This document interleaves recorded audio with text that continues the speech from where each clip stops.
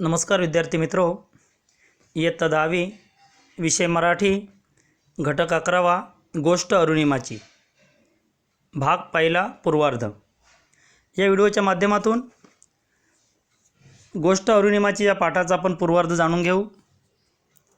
सर्वात प्रथम आपण प्रस्तावना पाहू.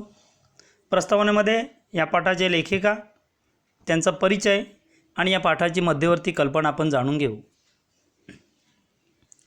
गोष्ट अरुणिमाची या पाठाचे लेखिका आहेत सुप्रिया खोत. 1980 साली त्यांचा जन्म झाला. सुप्रिया खोत या प्रसिद्ध लेखिका आहेत. विविध वृत्तपत्रांमधून आणि मासिकांमधून त्यांनी मोठ्या प्रमाणात लेखन केलेलं आहे, ज्यामध्ये महाराष्ट्राची आघाडीची वृत्तपत्र जी आहेत, ज्यामध्ये महाराष्ट्र टाइम्स, पुढारी, कृषीवल यासारख्या विविध वृत्तपत्रांमधून त्यांनी लेखन केलेलं आहे. तसेच छात्र प्रबोधन, पुणे येथे सहाय्यक संपादिका म्हणून काही काळ त्यांनी काम केलेलं आहे. अशा प्रकारे या सुप्रिया खोत ह्या वृत्तपत्रामधून लेखन करणाऱ्या एक सध्याच्या काळातील प्रसिद्ध लेखिका आहेत. या पाठामध्ये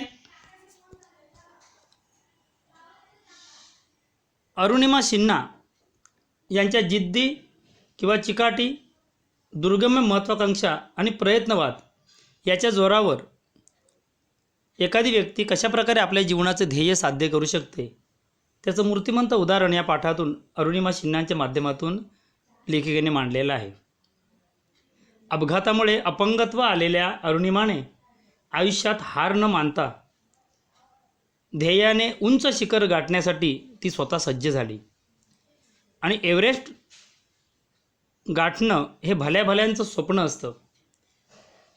एव्हरेस्ट शिखर हे जगातील सर्वात उंच शिखर, आणि हे जगातील सर्वात उंच शिखर अतिशय कठीण परिस्थितीमध्ये अपघातामुळे अपंगत्व आलेलं असतानाही जगातील सर्वात उंच अशा एव्हरेस्ट शिखर गाठण्याचा पराक्रम या अरुणिमा सिन्हा यांनी केला. आणि या ठिकाणी सकारात्मक दृष्टिकोनाने अरुणिमाने हे स्वप्न सत्यात उतरवलेलं आहे, आणि त्याचं वर्णन या पाठामध्ये लेखिकेने केलेलं आहे. या पाठात अरुणिमा स्वतःवर आलेल्या संकटाला कशाप्रकारे सामोरी गेली ते आपण जाणून घ्यायचं आहे. तिला गमावाव्या लागणाऱ्या पायांसाठी सहानुभूतीची ती कधीच अपेक्षा करत नाही. अपघातामध्ये तिचा पाय गमावा लागला, तर प्रतिकूल परिस्थितीवर मात करून ध्येय गाठण्याचा आदर्श आपल्यासमोर ती ठेवते. किंबहुना आपल्या प्रत्येकात एक जिद्दी अरुणिमा असते. तुमच्यातल्या अरुणिमाचा शोध घ्या. म्हणजेच काय की आपल्यामध्ये चिकाटी जिद्द असते, ते शोधा. आणि ध्येय साध्य करताना आलेली निष्फळता म्हणजे अपयश नव्हे, तर कमकुवत ध्येय म्हणजेच अपयश, हे कायम लक्षात ठेवा, असे आपल्याला या पाठाच्या माध्यमातून अरुणिमा सिन्हा सांगतायत. तर आपण चला या पाठाचा आशय समजून घेऊ. या पाठाच्या आशयामध्ये बघा, अरुणिमा सिन्हा काय सांगतायत. दोस्तांनो, मी अरुणिमा सिन्हा. आज तुम्ही गुगलवर शोधले तर माउंट एव्हरेस्ट सर करणारी पहिली अपंग महिला आणि माउंट एव्हरेस्ट सर करणारी पहिली अपंग भारतीय असा उल्लेख जिचा दिसतो ती मीच. पण एक सांगू, मी काही जन्मजात अपंग वगैरे नव्हते. धडधाकट असल्यापासूनची गोष्ट आज मी तुम्हाला सांगणार आहे. बघा, अरुणिमा सिन्हा या ठिकाणी आपलं मनोगत मांडते. हे मनोगत मांडण्यामागे अरुणिमा सिन्हाची किंवा लेखिकेची भावना हीच आहे की आपल्या जीवनात देखील आपण आता शालेय वयात आहोत. शालेय वयात असल्यानंतर आपण जेव्हा आपल्या जीवनात जाऊ त्यावेळी आपल्या जीवनामध्ये अनेक अडीअडचणींना आपल्याला सामोरं जावं लागणार आहे. आणि अशा वेळी आपण निराश होतो की हे सगळं दुःख, ही अडचणी माझ्याच वाट्याला का. परंतु जेव्हा असे अनुभव आपण घेतो, प्रेरणादायी लोकांचा जीवन प्रवास जेव्हा आपण अभ्यासतो, तेव्हा आपल्याला त्या संकटातून उभारी मिळते. त्या संकटातून बाहेर पडण्यासाठी शक्ती जी असते ती आपल्याला त्या अशा प्रकारच्या अनुभवातून मिळते. आणि म्हणून हा पाठ हे आपल्या पाठ्यपुस्तकामध्ये समाविष्ट करण्यात आलेला आहे. आणि त्यामुळे किती मोठं संकट आलं तरी डगमगून न जाता त्या संकटाचा मुकाबला केला पाहिजे. आणि अशा प्रकारची संकटाचा मुकाबला करण्याची प्रेरणा आपल्याला अरुणिमा सिन्हा या पाठाच्या माध्यमातून देणार आहे. आणि म्हणून तिचा हा प्रेरणादायी प्रवास आपण या पाठाच्या माध्यमातून अभ्यासायचा आहे. काय सांगते बघा. लखनौपासून 200 किलोमीटर अंतरावर असणारं आंबेडकर नगर हे माझं गाव. म्हणजे अरुणिमा सिन्हाचं गाव लखनौमधलं, उत्तर प्रदेशमधील लखनौमधलं 200 किलोमीटर लखनौपासून असणारं आंबेडकर नगर हे तिचं गाव. घरी मी, आई, लहान भाऊ, मोठ्या बहिणीचं लग्न झालेलं. माझे वडील मी लहान असतानाच देवाघरी गेलेले, म्हणजे वडील नसलेले. आई, लहान भाऊ, मोठ्या बहिणीचं लग्न झालेलं. अशा प्रकारे छोटासा तिचा घराचा परिवार. आत्ता भाईसाब म्हणजेच कोण, तर मोठ्या बहिणीचे पती, हेच काय ते आमच्या कुटुंबातले महत्त्वाचे निर्णय घेणार. म्हणजे तिची जी मोठी बहीण होती अरुणिमाची, तिचा नवरा म्हणजे भाऊजी आपण ज्याला म्हणतो, हे त्यांच्या घरातील मोठी व्यक्ती किंवा पुरुष व्यक्ती. त्यामुळे महत्त्वाचे निर्णय ही अरुणिमाच्या मोठ्या बहिणीचे पती, ज्यांना ती भाईसाब म्हणायची, ते घ्यायचे. खेळावर अतोनात प्रेम करणाऱ्या कुटुंबात मी जन्मले हे माझे अहोभाग्य. म्हणजे अरुणिमा सिन्हा असं म्हणते की माझं कुटुंब हे खेळावर प्रेम करणार होतं. त्यामुळे माझ्या कुटुंबात खेळाविषयी पहिल्यापासून आवड होती आणि त्यामुळे मी खेळावर प्रेम करणाऱ्या कुटुंबात जन्माला आले, हे माझं भाग्य. पण फुटबॉल आणि हॉलीबॉलची नॅशनल चॅम्पियनशिप मिळाल्यावर आता CISFची नोकरी मिळते का बघ, म्हणजे खेळाशी जोडलेली राहशील, हा भाईसाबने दिलेला सल्ला मी शिरोधार्थ मानला. म्हणजे तिचे भाईसाब म्हणजे भाऊजी आपण ज्यांना म्हणतो, मोठ्या बहिणीचे पती, त्यांनी काय सांगितलं अरुणिमाला, की अरुणिमा ही शालेय वयात असताना फुटबॉल आणि हॉलीबॉलची नॅशनल चॅम्पियन खेळाडू होती. त्यामुळे नॅशनल टीममध्ये हॉलीबॉलच्या आणि फुटबॉलच्या ती खेळत होती.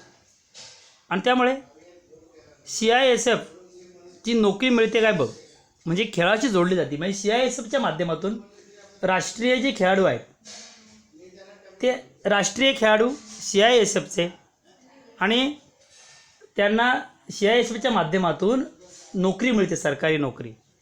त्यामुळे राष्ट्रीय खेळाडूंना जी नोकरी मिळते ती नोकरी तू प्रथम मिळव, आणि ती नोकरी मिळाल्यानंतर तू खेळाशी जोडली जाशील, म्हणजे खेळाशी जोडली राहशील. या भावनेने तिच्या भाईसाहेबांनी किंवा तिच्या भाऊजींनी तिला सल्ला दिला आणि तो सल्ला शिरोधार्थ मानून तिने नोकरीसाठी अर्ज केला. कॉल लेटर देखील आलं, पण फॉर्ममध्ये नेमकी माझी जन्मतारीख चुकलेली होती अशी अरुणिमा म्हणते. म्हणजे तो फॉर्म भरल्यानंतर त्या फॉर्ममध्ये एक त्रुटी राहिली, ते म्हणजे तिची जन्मतारीख चुकली. त्यामुळे हा घोळ निस्तारण्यासाठी तिला दिल्लीला जाणं भाग पडलं.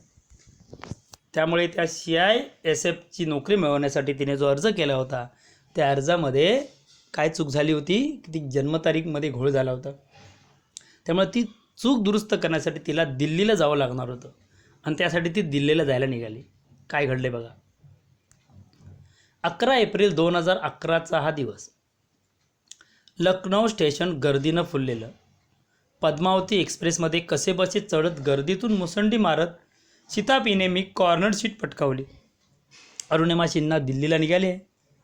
CISFची नोकरी मिळवण्याच्या हेतूने जी चूक झाली आहे जन्मतारखेची ती दुरुस्त करण्यासाठी ती लखनौ स्टेशनला आली आहे आणि रेल्वेतून दिल्लीला निघाली. खूप गर्दी होती. ती कशी तरी चढली गाडीमध्ये, ट्रेनमध्ये, आणि कॉर्नर सीट पटकावली. गाडीने वेग घेतला आणि माझे विचारचक्र सुरू झाले आणि गाडी वेगाने दिल्लीकडे रवाना झाली. म्हणजे गाडी म्हणजे रेल्वे. बस एवढे कागदपत्राचे काम झाले की झालेच आपले पक्के.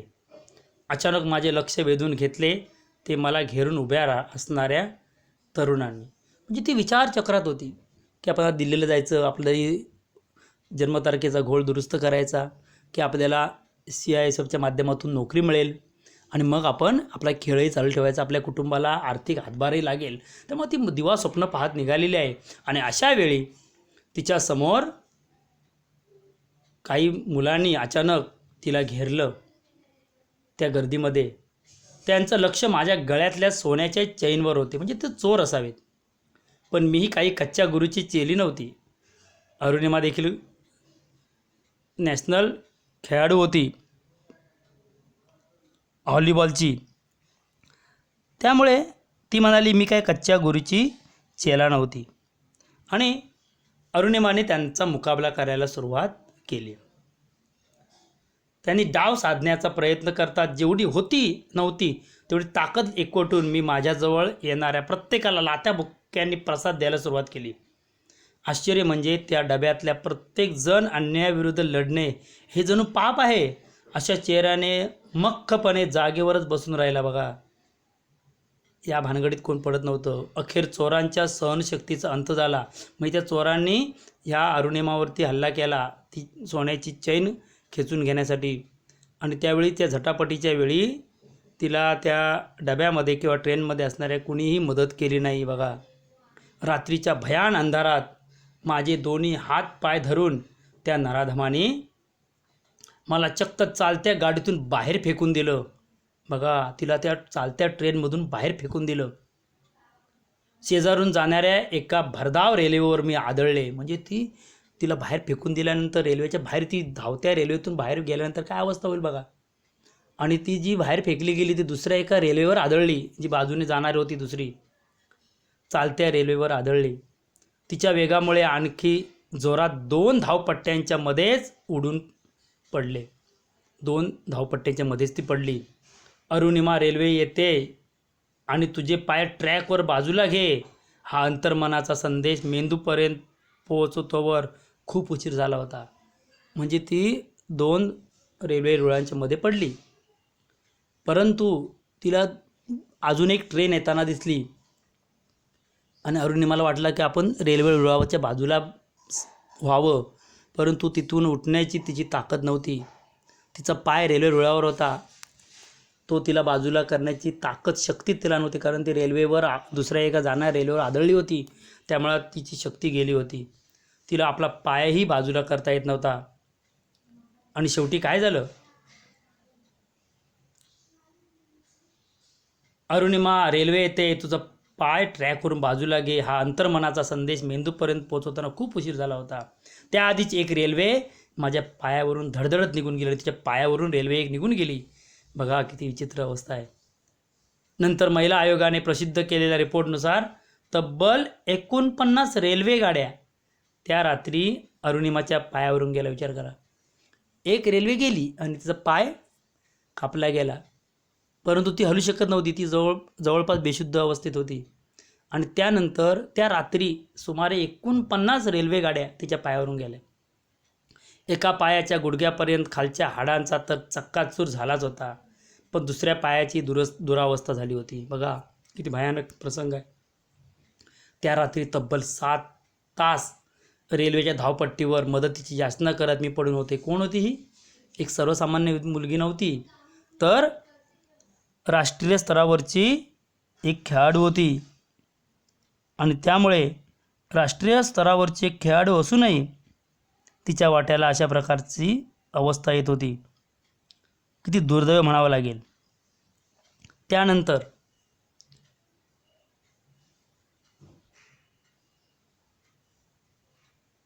सगळीकडे उजाडलं आणि रेल्वेचे सफाई कामगार तिथे आले. बघा, हादरलेच ते मला तशा अवस्थेत पाहून. त्यांनी मला बरेली गावातील हॉस्पिटलमध्ये दाखल केलं आणि सुरू झाले दुर्दैवाचे दशावतार. बघा, त्यानंतर सकाळ झाली. सकाळपर्यंत ती रेल्वेच्या रुळावरच पडलेली होती. एका पायावरून सुमारे 49 रेल्वेगाड्या गेल्या होत्या. आणि सकाळी झाल्यानंतर सफाई कर्मचारी जेव्हा आले तेव्हा त्यांनी पाहिलं की रेल्वेच्या रुळावर एक मुलगी पडलेली आहे. आणि तिला लगेच उचलून घेऊन गेले आणि बरेली गावातील हॉस्पिटलमध्ये दाखल केलं. बरेलीच्या त्या हॉस्पिटलमध्ये ना भूलतज्ञ होता, ना मला देण्यासाठी पुरेसं रक्त. बरेलीच्या सरकारी हॉस्पिटलमध्ये काय अवस्था आहे तुम्हाला माहिती आहे. सगळीकडे सरकारी हॉस्पिटलची अवस्था. तिथे भूलतज्ञ नव्हता, कारण वेदना तर भयंकर होत होत्या. तिथे रक्त तिला द्यावं लागणार होतं, पण रक्त पण नव्हतं. संचित झालेल्या डॉक्टर व सहकाऱ्यांना मीच धीर दिला. डॉक्टर संचित झाले म्हणजे विचारहीन झाले. त्यांना काहीच कळेना काय करावं. स्तब्ध झाले डॉक्टर. आणि त्या डॉक्टरांना धीर अरुणिमाने दिला. डॉक्टर, नाहीतरी माझ्या पायाची चाळण झालेलीच आहे. आता भूल न देताच तुम्ही माझा पाय कापला तरी चालेल. बघा, माझ्या पायावरची काय करणारा शस्त्रक्रिया ती भूल न देताच करा, कारण माझा पाय तर कापलेला आहे, भूल तर ते नाही आहे. डॉक्टर व त्याच्या सहकाऱ्यांनी स्वतःचे 1 युनिट रक्त मला दिले. बघा, डॉक्टरांमध्ये देखील माणूस असतो. बघा, परिस्थितीशी तेही झगडत असतात. डॉक्टरांनी आणि एका सहकाऱ्याने स्वतःचं रक्त दिलं आणि माझ्या देखत माझा पाय कापला गेला. शुद्धीमध्ये असताना भूल न देता तिचा पाय कापला गेला. इकडे मी जीवन मरणाच्या सीमारेषेवर होते, पण हॉस्पिटल बाहेरच्या जगात एक वेगळंच नाट्य घडत होतं. बघा, हॉस्पिटल बाहेरच्या जगात एक वेगळं नाट्य घडत होतं. काय घडत होतं? फुटबॉल आणि व्हॉलीबॉल चॅम्पियन युवती 7 तास जखमी अवस्थेत उपचाराविना पडून राहिली, ही बातमी प्रसारमाध्यमाने उचलून धरलेली होती. टी व्हीवरती ब्रेकिंग न्यूज, प्रसारमाध्यमावरती ब्रेकिंग न्यूज. काय ब्रेकिंग न्यूज लागली होती? की फुटबॉल आणि व्हॉलीबॉल चॅम्पियन, नॅशनल चॅम्पियन युवती 7 तास जखमी अवस्थेत उपचाराविना पडून, अशी बातमी प्रसारमाध्यमाने उचलून धरली. परंतु त्याचा फायदा एक झाला, कारण तत्कालीन क्रीडा मंत्र्यांनी त्या बातमीची दखल घेतली आणि अरुणिमाला दिल्लीच्या एम्समध्ये हलवलं. एम्स म्हणजे दिल्लीमधील सर्वात मोठं सरकारी हॉस्पिटल. राष्ट्रीय खेळाडू असल्याचा तिला आता इथे फायदा झाला थोडासा. राष्ट्रीय खेळाडू असल्याने अत्युच्च दर्जाच्या सुविधा मला मिळाल्या, पण शल्य एकच होतं. काय शल्य होतं बघा, काय दुर्दैवाची गोष्ट, काय वाईट गोष्ट काय होती बघा. उपचार मिळाले, पण प्रसारमाध्यमामध्ये वाटेल त्या वावड्या उठवल्या जात होत्या. प्रसारमाध्यमं तुम्हाला माहिती आहे. मग असंच का पडली ती, कशामुळे पडली, नको नको त्या चौकशा सुरू झाल्या. अरुणिमाकडे प्रवासाचं तिकीट नव्हतं, म्हणून तिने रेल्वेतून खाली उडी मारली. आपण आता पाहतोय प्रसारमाध्यमं कुठल्याही बातमीचा कोणताही अर्थ लावू शकतात, मनाला वाटेल तसा. आणि त्यामुळे अरुणिमा बाबतीत ज्या बातम्या येत होत्या, वावड्या उठवल्या जात होत्या, त्या ऐकून ती खूप निराश झाली. काय प्रसारमाध्यमांनी बातम्या लावल्या होत्या बघा? अरुणिमाकडे प्रवासाचं तिकीट नव्हतं, म्हणून तिने रेल्वेतून खाली उडी मारली. कोण म्हणत होतं? अरुणिमाने आत्महत्येचा प्रयत्न केला. इथपर्यंत काही छापून येत होतं. तब्बल 4 महिने एम्समध्ये राहिली ती. शारीरिक जखमावर मलमपट्टी झाली होती, पण मानसिक जखमांचे घाव अंतरंग घायाळ करणारे होते. तिला खूप मोठा मानसिक धक्का बसला होता. कोणता धक्का असेल रे? की मला चोरांनी बाहेर ढकलून दिलं, परंतु बातम्या काय येत होत्या? अरुणिमा म्हणते की म्हणजे तिने आत्महत्या करण्याचा प्रयत्न केला. किती वाईट आहे. तिच्याकडे रेल्वेचं तिकीटच नव्हतं, पैसे नव्हते, अशा अनेक बातम्या येत होत्या. त्यामुळे तिचं अंतःकरण घायाळ झालं होतं. आणि त्यामुळे माझं ढालीप्रमाणे रक्षण करणारं कुटुंब, आम्ही सत्य परिस्थिती ओरडून सांगत होतो, पण ते ऐकण्यासाठी ना कुणाकडे वेळ होता ना रस. सगळ्यांना सांगत होतं असं नाही झालं आहे, आत्महत्या करायचा तिने प्रयत्न नाही केला, काही भानगड नव्हती, तिच्याकडे रेल्वेचं तिकीट होतं, चोराने तिला ढकललं, पण त्याच्यावर कोणीही विश्वास ठेवत नव्हता.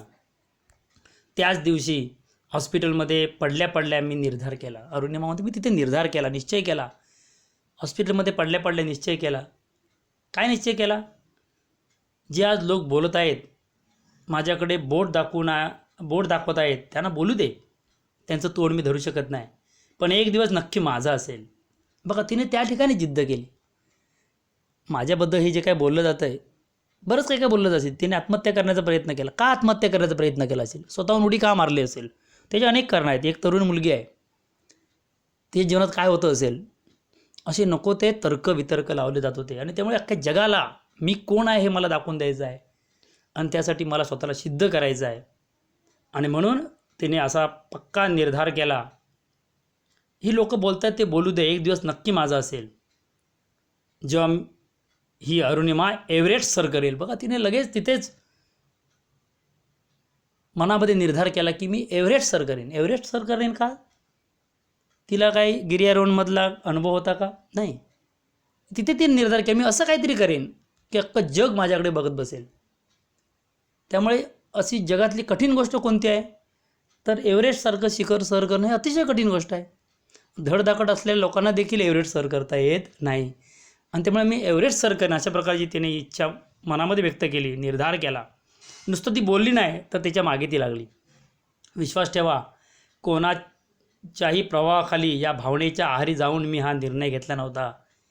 एका फटक्यात माझं शरीर अपंग झालं होतं, पण माझं मन थोडंच अपंग होतं. गगनभरारी घ्यायचं वेळ रक्तातच असावा लागतो, विचार करा. शरीर माझं अपंग झालं होतं, माझं मन अपंग नव्हतं.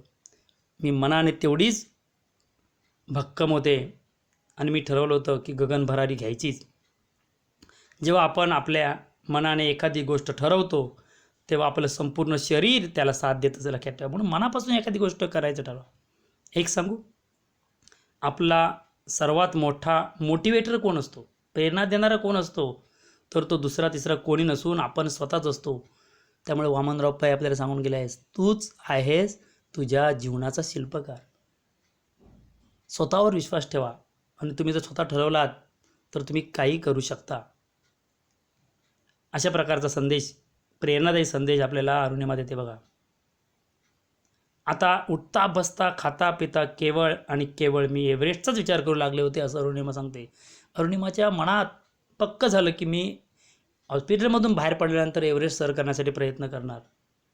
माझ्या एव्हरेस्ट सर करण्याच्या निर्धाराचा जेव्हा मी उच्चार केला तेव्हा अगदी टोकाच्या प्रतिक्रिया ऐकायला मिळाल्या. जेव्हा मी एव्हरेस्ट सर करणं असं सांगितलं तेव्हा सगळी लोक नको नको ते प्रतिक्रिया द्यायला लागले, अगदी टोकाच्या. म्हणजे काही लोकांनी ठरवलं ही वेडी झाली आहे, हिच्या डोक्यावर परिणाम झाला आहे. शरीराला जखमा झाल्यामुळे बहुधा अरुणिमाच्या डोक्यावरही परिणाम झालेला दिसतोय बघा.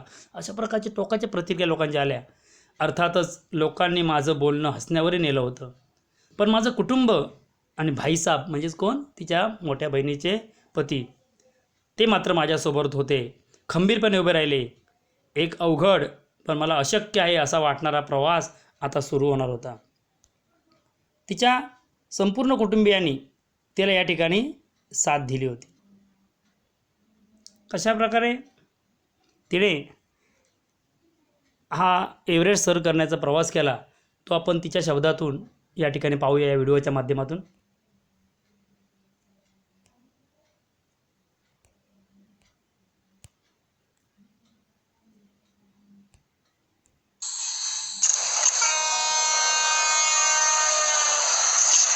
मानसिक तौर से इंसान टूट जाता है. एक इंसान का विकलांगता के साथ जीना कितना मुश्किल होगा. कभी कभी ये भी लगता था कि क्यों बचे ही, खत्म ही हो जाना चाहिए था. फिर वही ना, मौत तो आती थी इतनी जल्दी नहीं, कुछ और हिस्ट्री लिखनी थी. तब मैंने हॉस्पिटल के बेड से डिसाइड किया कि लाइफ का सबसे टफ गेम करना है. जिस टफ गेम की बात अरुणिमा जी कर रही हैं, वो किसी के लिए भी खेल पाना आसान नहीं है. पर अरुणिमा तो एक पैर पर आसमान पर चढ़ाई करने वाली थी. उन्हें जाना था दुनिया के सबसे ऊंचे पहाड़ माउंट एवरेस्ट की चोटी को फतेह करने. अरुणिमा ने ठान लिया था अपने डर को जीतने का और अपनी कमजोरी को हराने का. पर जब अरुणिमा के इस लक्ष्य के बारे में लोगों को पता चला तो लोग उन्हें पागल समझने लगे. 8,848 मीटर की ऊंचाई तय करना कोई आम बात थोड़ी है. मनोरोग चिकित्सक को भी बुलाया गया, पर कुछ अपने थे जिन्हें अरुणिमा पर पूरा भरोसा था. सब कोई मुझे पागल बोलता था. ठीक है, मुझे अब जब पागल बोली दी है तो क्यों ना, क्योंकि अगर आप इतिहास उठाकर देखें तो एक पागल ही इतिहास बनाता है जिसने भी किया है. क्योंकि किसी भी काम करने के लिए पागलपन होना जरूरी होता है. तो मेरा परिवार जो है ना, जिसके पास भाई का इतना जबरदस्त सपोर्ट हो, बहन का इतना जबरदस्त सपोर्ट और माँ का इतना जबरदस्त सपोर्ट, इवन पिता जैसे ब्रदर इन लॉ का भी सपोर्ट हो, तो उसको कोई नहीं रोक पाएगा.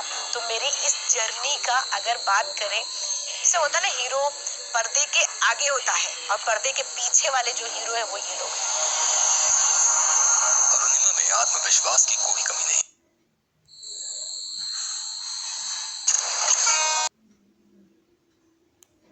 अशा प्रकारे आपण पाहिलं की अरुणिमा सिन्हाने हा जो निर्णय केला आणि त्याच्या मागे ध्येय वेड्यासारखी ती उभी राहिली आणि आपल्या जीवनाचा जो एव्हरेस्ट सर करण्याचा जो पुढील प्रवास आहे तो कशा प्रकारे तिने साध्य केला तो आपण पुढील व्हिडिओमध्ये या पाठाच्या उत्तरार्धामध्ये पाहूया. ठीक आहे. धन्यवाद.